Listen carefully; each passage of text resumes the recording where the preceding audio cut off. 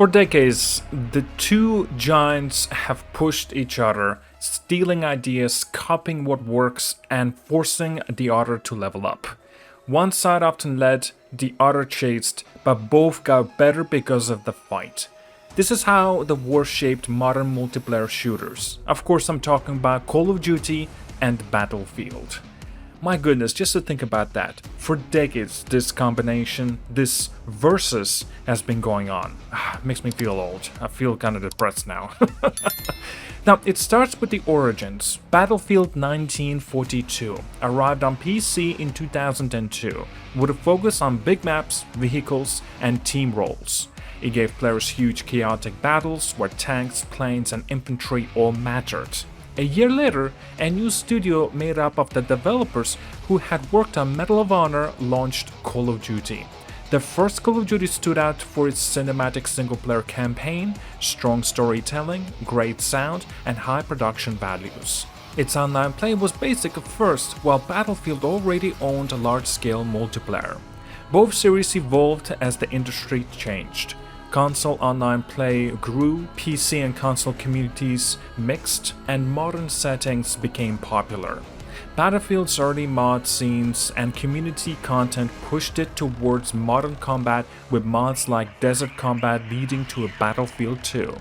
Battlefield 2 brought squad plays, commanders, and modern maps, a shift that made it hugely popular. Call of Duty stayed in World War II longer, but it didn't take long to catch up.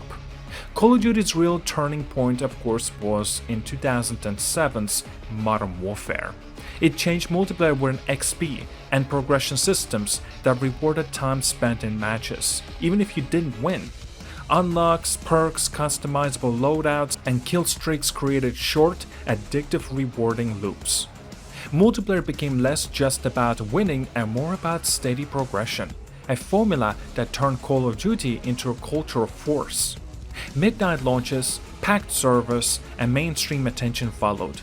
Battlefield had pioneered modern settings and large fights, but Call of Duty made progression and grind mainstream.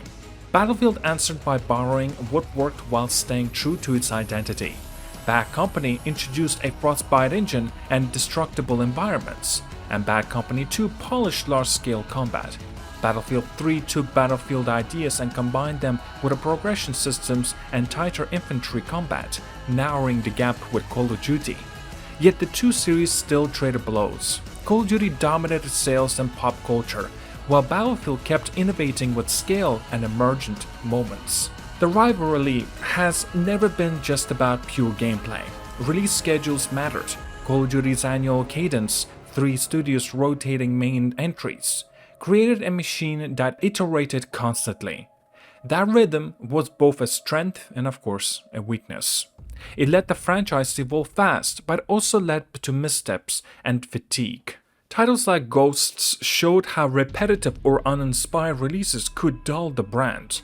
When that happened, Battlefield saw openings to strike. Battlefield hit rough patches too. Battlefield 4 launched with a strong design but poor netcodes and server problems that hurt first impressions. Later attempts to reinvent the series sometimes missed the core identity players loved. Battlefield 5's launch suffered from technical problems and a tone that didn't land with many fans. Battlefield 2042 pushed further away from the traditional Battlefield by introducing specialists, grappling hooks, and other flashy systems, but players felt it was stopped being just Battlefield. The result was a poor reception and lost momentum.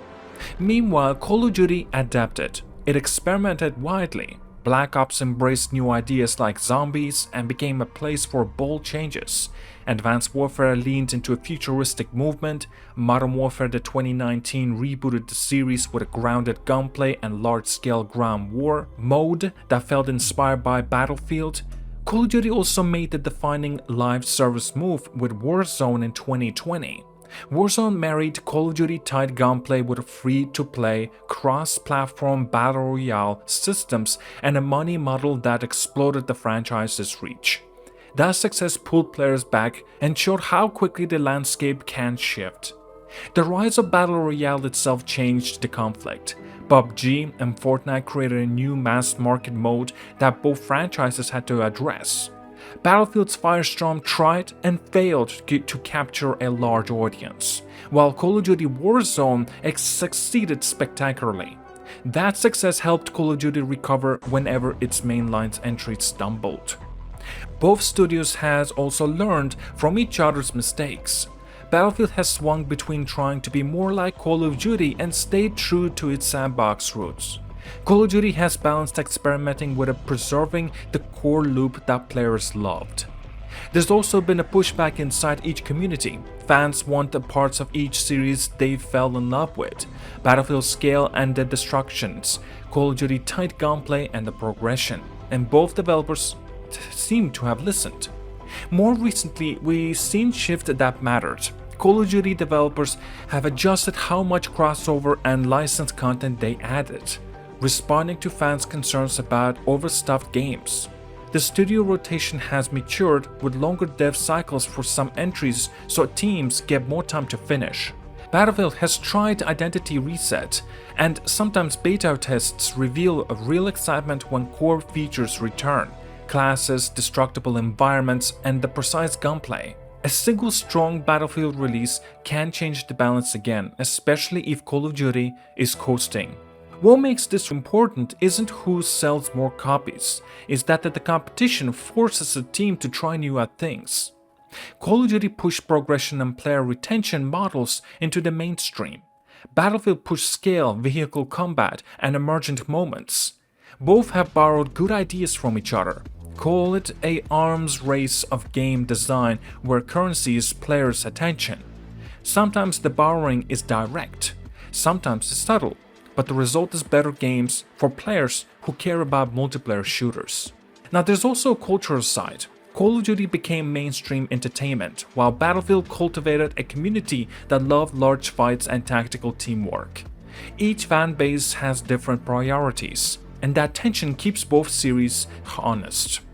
If one franchise ever falls too far behind, the other still has to keep pushing because the competition ultimately benefits players. If the knockout blow ever happens, it won't just hurt a brand, it will remove a force that drove innovation for years. The rivalry has produced highs and lows, classic entries, failed experiments, spectacular launches, and embarrassing technical problems. But it's kept multiplayer shooters interesting.